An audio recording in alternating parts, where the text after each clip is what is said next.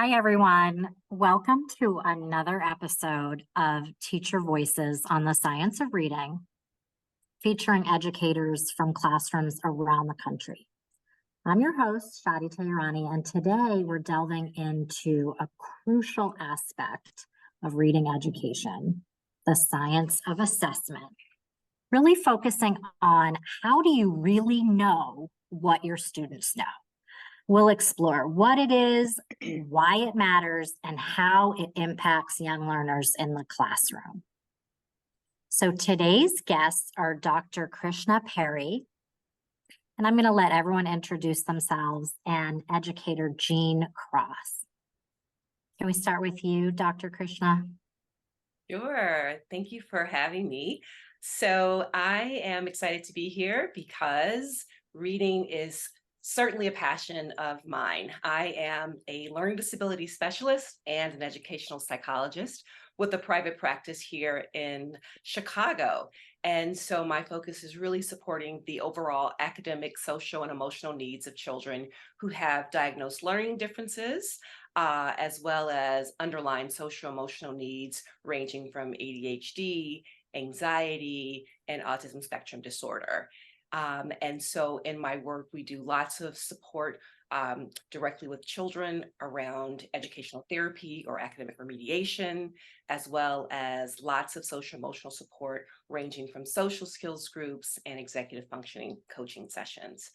Certainly, while I love working with students, I absolutely love supporting parents and educators to really help children thrive. Awesome. Thank you so much. And Jean, can you tell us a little bit Hi. about you? Hi, thanks, Shadi. Thank you both for having me here today. It's such an honor to be part of this conversation. I am a reading specialist at a small private school in Rhode Island. And my job, I primarily work with kindergarten through fourth grade students. And I'm responsible for making sure that everyone is on a path towards literacy and making progress towards those goals.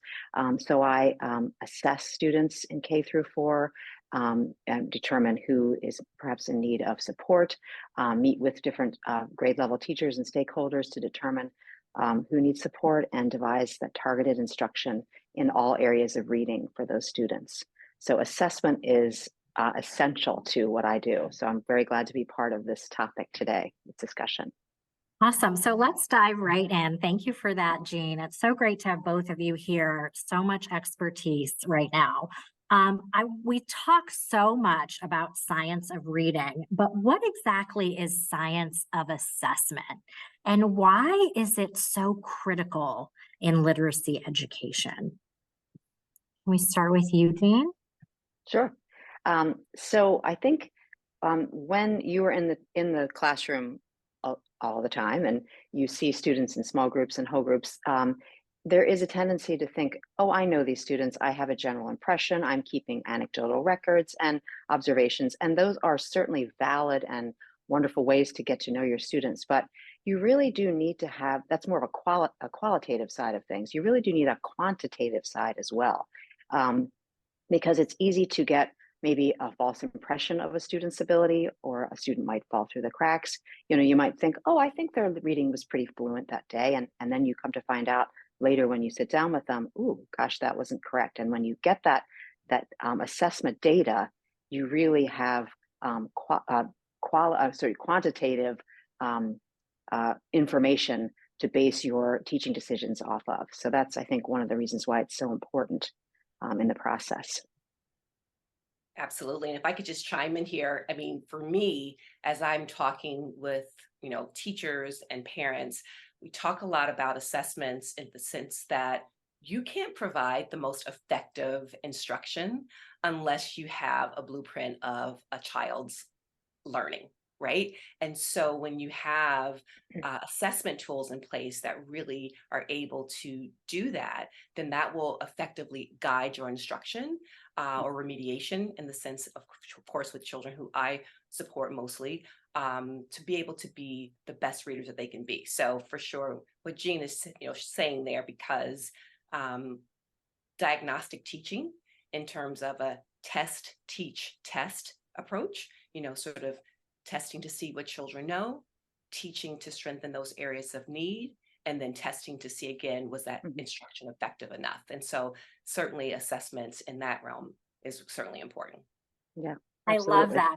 Yeah, I think that idea of testing just for the sake of testing um, is not what it's about. We're not testing to somehow get a grade and to just put it into a spreadsheet somewhere and forget about it, but really testing as part of a data cycle that informs your practice as a teacher. I hear both of you saying that. Mhm. Um, Absolutely. And Shadi, testing should not be overly burdensome to either the teacher or the student. You can get a huge amount of information on a child in several minutes of targeted testing. So, again, you're not testing for the sake of testing. You're testing for, brief assessments strategically placed throughout the week, the year, the month, that really can yield you some excellent information that is critical to your teaching. Absolutely. And I'm thinking about some of these startling statistics too about the importance of early intervention. And this one really struck me, and I'm going to share it with you all and just get your thoughts on it, that there is a 90% chance that a child who isn't meeting reading benchmarks at the end of first grade, who's struggling with reading at the end of first grade, will continue to struggle in fourth grade. What does that statistic mean for you, and what are those implications for assessment and early intervention? Well, I would oh, say certainly we need to do something differently. Number yes, one, yes.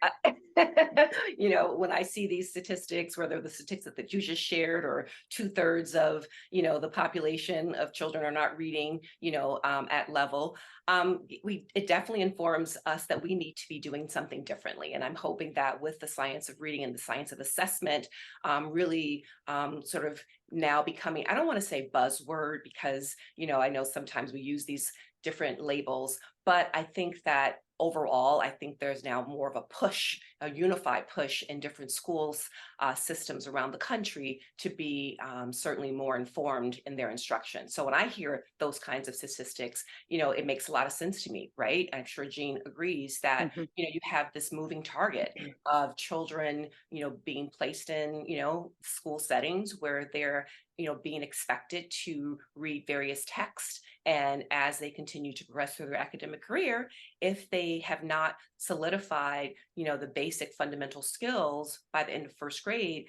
then, and that moving target continues to move, you know, we haven't mastered CBC words, or initial consonant blends or final consonant blends by the end of first grade, then what does that mean as it's now time to move on to more of the more complex, decoding skills? And so Mhm. certainly that is how I know that we need to be doing something differently, because that moving target is not going to stop moving, and we need to absolutely close that gap. Right. The gap only gets bigger as the years go by. So, that when you read that that statistic out, Shadi, it's so terrifying. To me, it really scares me to hear that. I mean, it doesn't surprise me, but it is still hard to hear. And that to me speaks to getting some quick screening and benchmark assessment in, and that's actually what I am right in the thick of right now.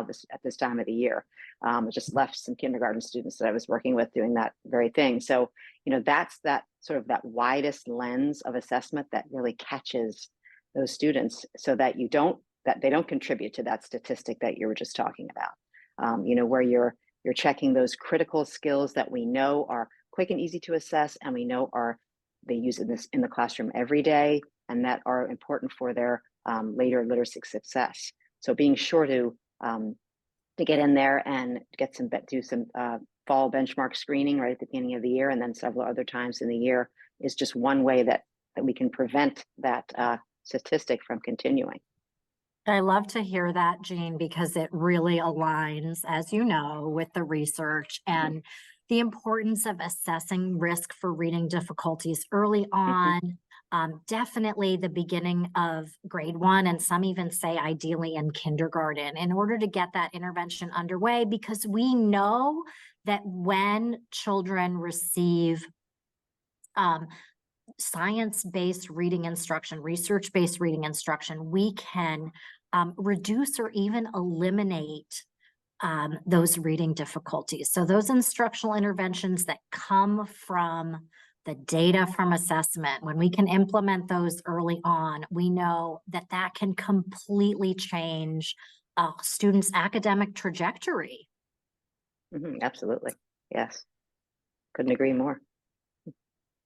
So I want to shift gears and really talk about how we've all mentioned this, but how assessment really then does play a role in your instruction. How does assessment, and you've used the words diagnostic prescriptive teaching, how are you really using assessment to tailor instruction? Jean, do you want to start from the classroom and Sure. then we can talk more about individual support? Perfect. Thank you so much. Sure. So again, the widest lens of assessment I think about is that screening assessment. And so we have our benchmark assessments 3 times a year using, there are free assessments you can use. There are ones you can pay to have the data. Once you collect the data, it'll report the data for you. But so we use a curriculum-based measure, a benchmark assessment. And from that, we'll identify students that are at a risk, in a risk group, a moderate or high risk group. And then we meet as stakeholders. So meet with grade level teachers once those assessments are done. And we discuss, are you seeing the same thing in the classroom? Because remember, assessment's only a moment in time or a few minutes in time. So you want to be sure that that's consistent with their classroom performance. And then we determine who needs intervention, what type of intervention would be the best fit for them. And then I would do some more diagnostic assessments in addition to that, to really hone in on, close the lens a little bit, to pinpoint exactly what areas of reading that child really needs. So we don't waste time. You have to teach with a sense of urgency with these students, and you don't want to waste time. So you use those diagnostic tools to further sort of pinpoint exactly what type of instruction you will is best for those students. Yeah. And, furthermore, or in addition, when you have a child who already has been evaluated, right, either with a neuropsychological evaluation or a psychoeducational evaluation, and there is a diagnosis of dyslexia, certainly then having, assessment tools in place, and for me, children mostly come to my office already with evaluation in hand. So that, again, is like a blueprint for me to be able to really create a very effective remediation plan. But then there are some children, of course, because as we know, there is certainly a wait time to get evaluations. So sometimes children may come and they don't have an evaluation. So then that does require, to use some informal assessments in the office. And so the whole idea, just as Jean mentioned, is to really not waste time, right? Because depending on where, children are, we have some children who are struggling as readers, but haven't lost that motivation yet. They, still have a drive to want to learn how to read. They want to be able to engage with their peers about different, reading selections that, their peers are reading. But then we have the other side where we have children who are completely deflated by their lack of reading.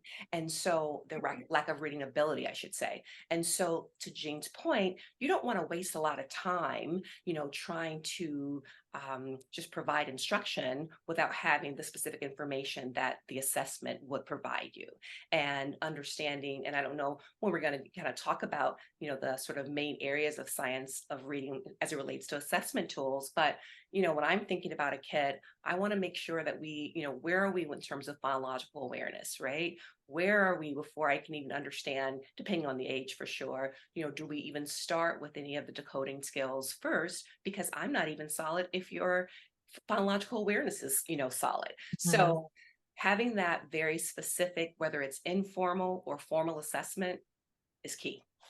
It is. And you're exactly right, Dr. Krishna. You don't ever want to assume by a child's age that they might have those skills already.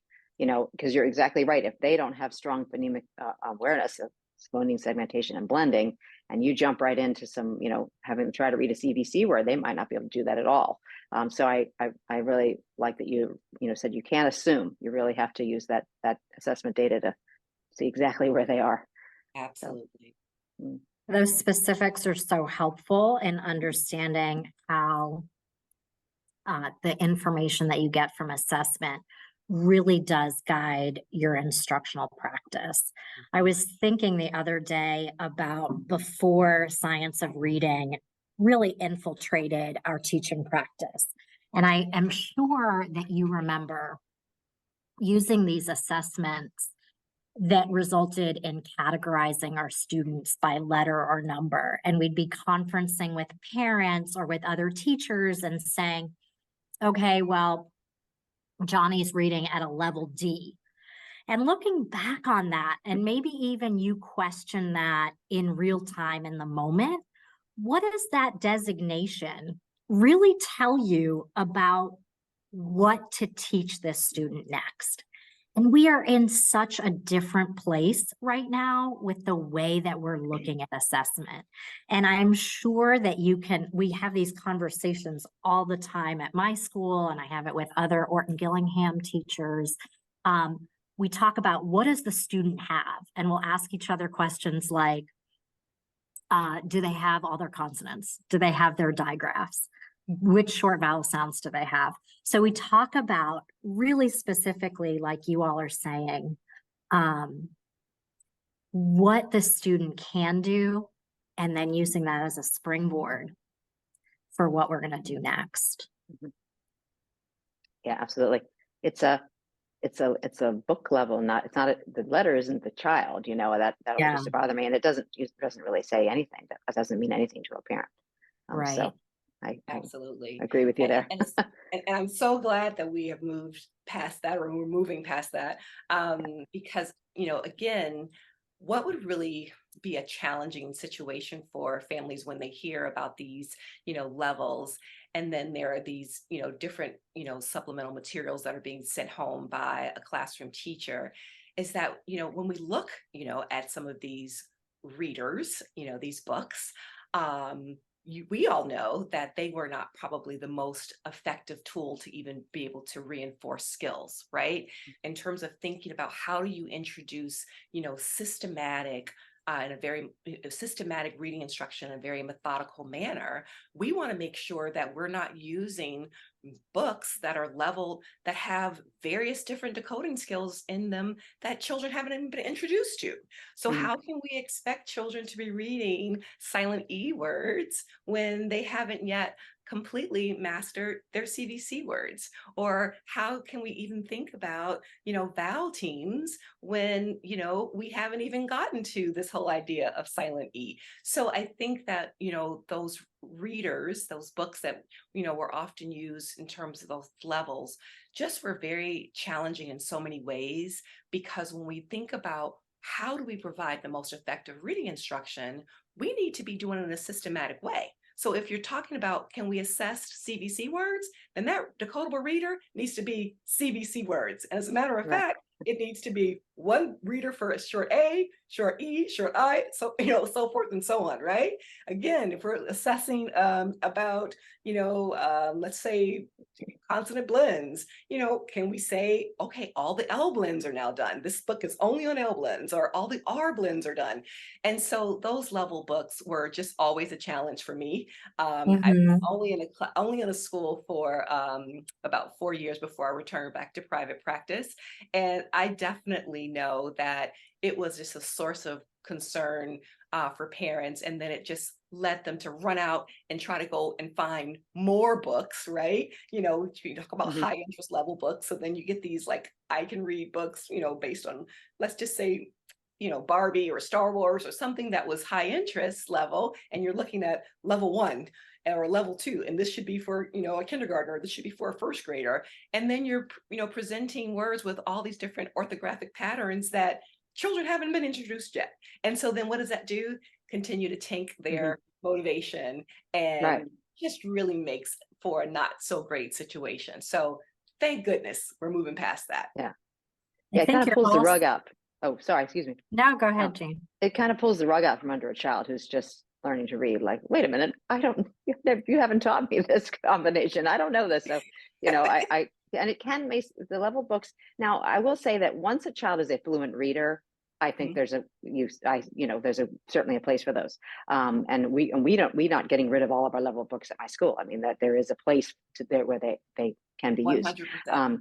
But they definitely can make a first grader look like they're reading better than they really are, or anybody can go any level really, any age, and that's the danger, because you think, oh, they're using that pattern, that predictability, and then all of a sudden things start to get harder, and they can there's a tendency that they can maybe plateau because they haven't those underlying skills to move ahead with more complex phonics patterns. So Yeah. that's And a Jean, I'm caution so as glad well. you said that too. Like you're Mhm, not getting rid of your level books. I'm just saying mhm. as an assessment tool, that's a Yeah, challenge, right? Because to the right. point, we think about the science of reading, after phonological awareness or phonemic awareness, and then of course, decoding, then we want to work on fluency. We want to work on vocabulary development and comprehension. And so Mhm, having books that have a bit more, richer sentence structure or storyline in some of those readers, those level books, we need them.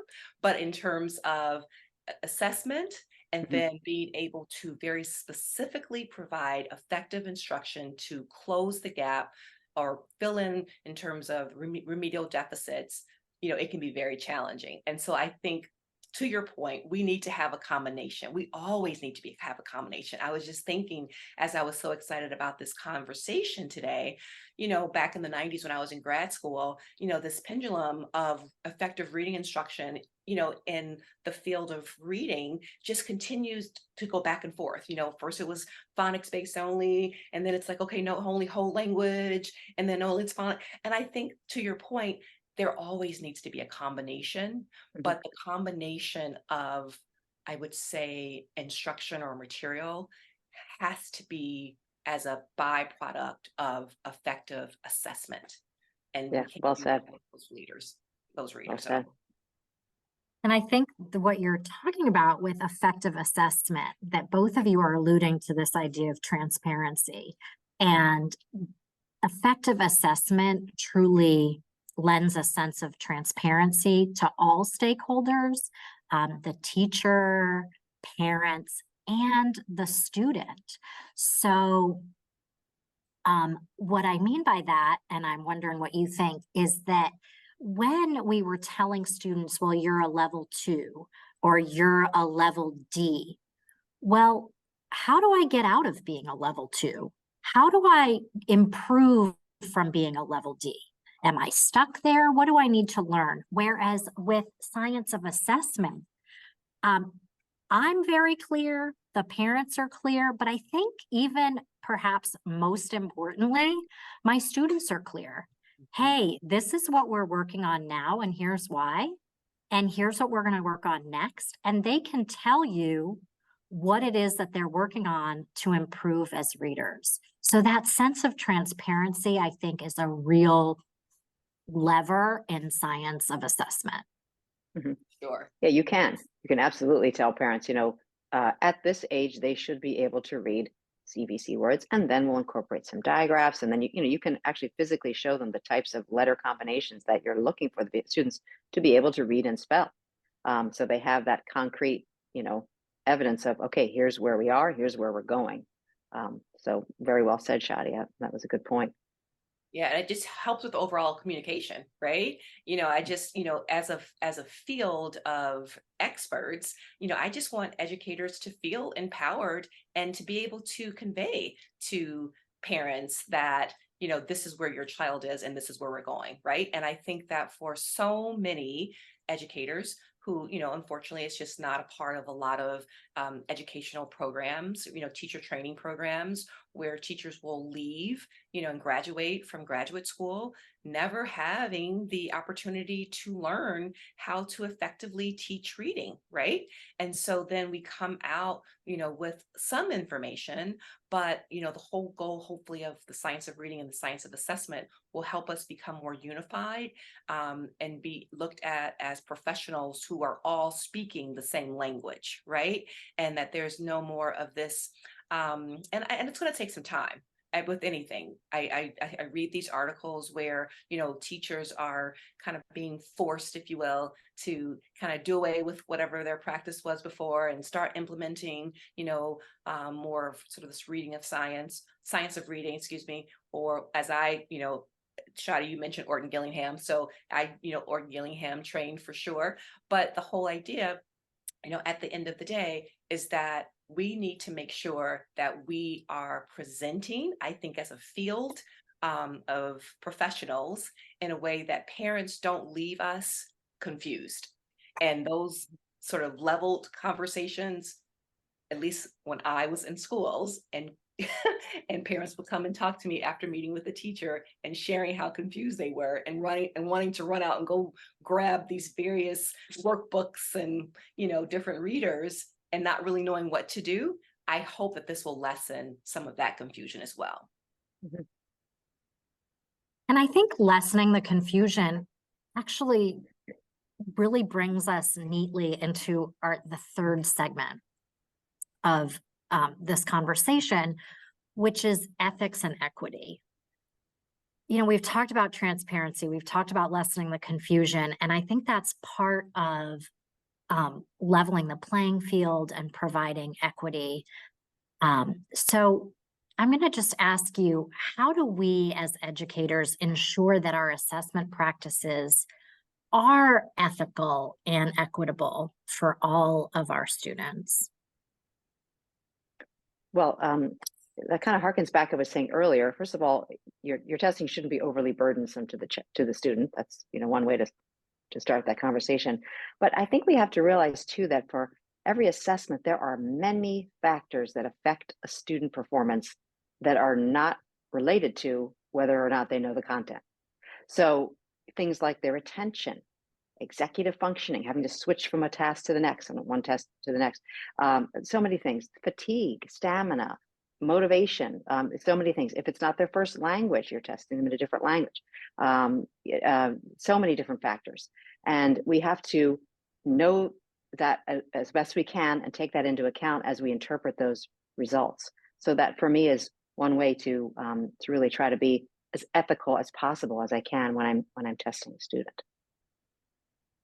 Yeah, I couldn't agree more. I think I don't have anything to add besides saying that even thinking about sometimes in my work in the office, thinking about the different levels of output, meaning how are we expecting children to show or demonstrate their understanding? Mm-hmm. And so some children may have a stronger oral skill ability to be able to do that. Some children, may require, you asking them, point to or show me, so to be able to assess that way, or children who may have graphomotor challenges, in terms of their ability to provide the most, a sort of clear letter formation, space and alignment, doing a spelling assessment, if you will. So thinking about the mode of output for me also is certainly a way to make sure that we're doing assessments that are equitable for sure. Yeah, well Mhm. said. That's an excellent point. Really excellent point. And some tests we have to realize that may not be appropriate for every student. Yeah. If I have a student is a fourth grader who's come from another country, barely speaking English, it's not appropriate for me to assess them on a fourth grade benchmark reading test. So I think we have to, I think most people would know that, but, we have to think about you that. have to say it though. I think that's a good point, Jean, for sure. Right. So not every test is appropriate for every student. And we need to realize that, before we think about assessing them. Yeah. And I think, Jean, too, when you were speaking my language about, understanding the factors, right? The underlying attention, the underlying anxiety, the underlying, all of the underlying social emotional factors that could absolutely impede a child's performance, we need to make sure that we're aware of, right? Right. Especially if we have children who already have that documentation of, this being an area of neurodiverse need for them, then what are you going to do as a classroom teacher or outside provider like myself to make sure that we are taking those underlying factors into account as we are assessing and then as we are providing instruction? All right, absolutely. You couldn't have said it better. I mean, it's so important that, you know, I was just thinking today, when I'm assessing students that are just, kindergarten, they've never had to do this type of test before, even tracking, across the letters when you're saying them, they don't necessarily know that. There's so many little things. Switching from, okay, we're going to ask you about the letter names now. Now we're switching to the letter sounds. Ooh, that's a switch in your mind. So that executive functioning of, okay, I have to inhibit what I was thinking about now and initiate a new task. So many things that go into that. And as you meet as a team after these types of assessments to discuss them, all of that has to come into consideration. We don't just say, well, this person's below, so they have to have this intervention. We want to talk about it. What do you see in the classroom? Do they have any prior testing that we need to account for? So all of that, really paints a clear picture and, is best practices really when you're devising instruction for them. Yeah, For I think sure. you're talking about that idea of triangulating the data, right? So we're not going to Mhm. take one moment in time and make decisions based on that one moment, but let's incorporate what else we know about the student from observation and really try to triangulate that data. And then I'm hearing you talk about promoting access to different kinds of assessment by making sure that students understand what the directions are. A lot of the research-based assessments that we're giving to students offer practice items. So we're going to practice with you to make sure you understand what it is that we're asking you to do, and then we're going to see if you can do it. So just making sure that that there's that support structure built in so that a misunderstanding of directions or of the task isn't resulting in a poor score, and that the Right. score truly reflects what the student is able to do. Right. Excellent point. Any good test any Mhm, well-made test will certainly have that to kind of set the stage. So they anticipate what's coming. Absolutely. mhm. Yeah. Hmm. And I just want to also, to your point, Jean, about you mentioned executive functioning. And I think that, again, as teachers become more aware of what executive functioning really means, and, you use the terms, being able to inhibit that response and initiate a new task, there's so much work that needs to be done in the area of supporting children's executive functioning needs, right? And, so particularly as you think about the younger children who of course due to the pandemic didn't have necessarily the same maybe foundation as children who are older. I think the whole idea is really taking some time even to think about the importance of teaching skills or implementing skills that will help kids executive functioning abilities, right?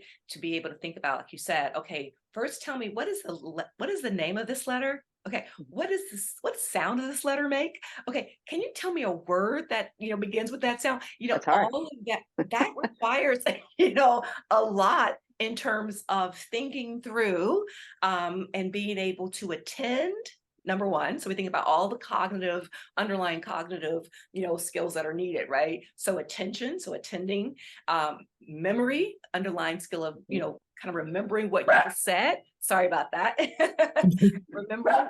Remembering, and certainly being able to keep up with the task at hand. So executive functioning, I'm hoping, is another area that really soon will be something that is just part of what we do in classrooms. Mhm. Absolutely. And I think when we're thinking about science of assessment and really looking at skills that a student has and thinking about assessment as a way to inform instruction, I think we're also creating an inclusive environment. And I'm just thinking about this assessment when I really first started teaching almost 25 years ago. And I was teaching in Houston, really one of the biggest urban school districts in the country. And my students had to participate in this assessment. It was a writing assessment, and they were given a picture prompt of a hot air balloon that was floating over this vast meadow. And I remember thinking at the time, as a very young teacher, wow, this assessment is being given statewide. My students live in basically a concrete jungle, and they are being asked to write a story about something they have no connection to. And they will be scored in the same way as students from a different county that may have an annual hot air balloon festival. So that really sticks with me. It's from one of my first years teaching, and just how really actually angry I was on behalf of my students that they were being assessed with an instrument that really wasn't taking into account diversity, equity, and inclusion. So I'm just wondering what you all think about where we are now with science of assessment from that diversity, equity, and inclusion lens. Well, I think Well, I would we certainly have say- ways. Oh, Go ahead. go No, ahead, Jean. feel free. No. Well, I think we certainly have a ways to go, but that was one of the things I was going to mention too. Another thing that can affect is their background knowledge and vocabulary. If they're asked to read or write about a story and have absolutely no background knowledge, that's definitely a problem. They are not going to perform as well as a student who does have that, and that it's unfair. It's giving someone an unfair advantage in a way. I think we still have a long ways to go, and especially when it comes to something like a comprehension passage, to find something that all students will have some background knowledge to kind of hook into their schema for. I think we're aware. I think people are aware as they're building these new testing materials, but I think we are not there yet by any stretch of the imagination, but hopefully going in a positive direction. Agreed. Yeah, I would say even from the lens of using assessment tools that would be more of like for psychological evaluations or neuropsych evaluations, so like the big assessment tools, as we have these mini revisions that happen, every 2 or 3 years, that's the point that these, test creators are thinking about, test questions that are more, appropriate for children across the country, regardless of their background. And so to your point, Jane, yes, we have a ways to go, but I am hopeful that as we continue to have these revisions of these different test batteries, that we're having more culturally competent type questions included so that everyone has a fair chance. And that's ultimately what we want from science of assessment, right? We want to have a result that is going to give us the purest or most accurate in reflection of the student's abilities so that it informs our practice. So we don't want an assessment that has so many confounding factors that we end up at the end of the assessment really not knowing, well, what did impact your performance on that? Was it because you have no idea what that large balloon floating over a really large field was, or is it truly that you have difficulty writing sentences? So we want to be able to come out at the end of an assessment really having some solid information that's going to impact our teaching practice. And that to me is what you all are talking about with science of assessment and the goals of it. For sure. Mm-hmm. Yes, absolutely.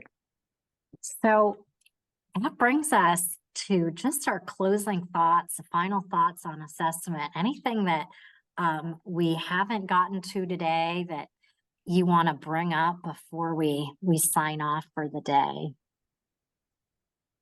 Go ahead, Chi. Well,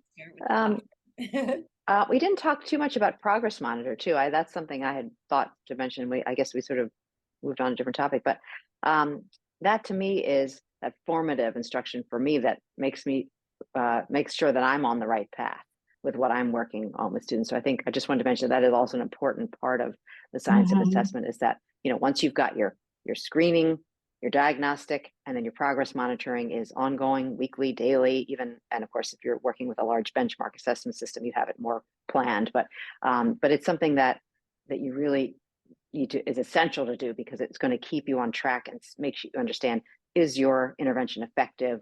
Do I need to change? Are students showing growth? So I just wanted to mention that that's also an important part of the assessment puzzle, or the assessment piece, I should say. Is progress 1000%. monitoring. That's right. Yeah.